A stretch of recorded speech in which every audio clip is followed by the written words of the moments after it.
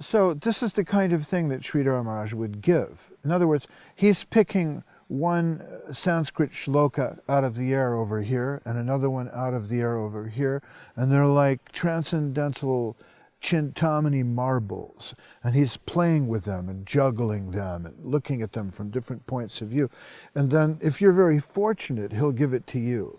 So here we have two different verses from two different sections. Let me see that. I can change my glasses here. You've got something to read now. There we are, yeah. This is the first one that you were quoting. Shrutim apare smritim itere bharatam manye bhajantu bhavabitaha aham iha nandam vande yasyalinde param brahma. Those who fear rebirth in this world may follow the advice of the Vedic scriptures. Others may follow the Mahabharata. But as for me, I follow Nanda Maharaj, in whose courtyard the Supreme Absolute Truth plays as a child. That's Raghupati Upadhyay to Chaitanya Mahaprabhu. So Upadhyay is saying, I don't care for all these things. I'm not interested in the Vedas, the Shruti, the Smriti, the Mahabharata, any of that. Who am I interested in? Nanda Maharaj. This doesn't... I see concrete reality there. But here's a different Sanskrit shloka, this time from the Bhagavat Purana, and this time it's Parikshit Maharaj talking to Shukadev Goswami.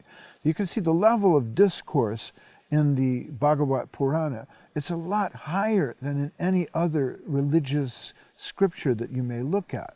You may question the veracity of the Puranas and say, oh, these are all children's stories, what are they really all about? But if you think about it, Muhammad, and with all respect to Muhammad, his message is for desert people who need help with ethical principles. Jesus Christ preaches to fishermen and carpenters. Nobody disputes that. Shukadev Goswami is speaking to a king, and his discourse is again recited by Sutta Goswami in front of 10,000 sages in Naimisharanya when they're searching for the absolute truth. They have a convention, a congress. 10,000 of the wisest men on the planet get together and they want to hear, what have you got? Don't give me reincarnation and vegetarianism. Don't give me thou shalt not kill, or don't have adultery. Okay, we know these things. But what do you have that's higher?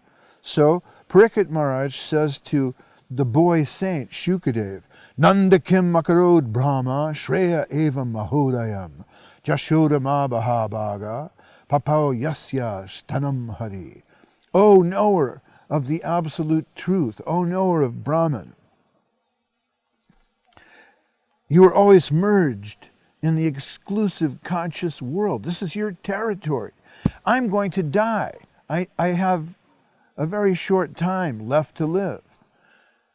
No trace of any mundane objective reference can be found in you, for you are always engaged in the subjective world of spirit.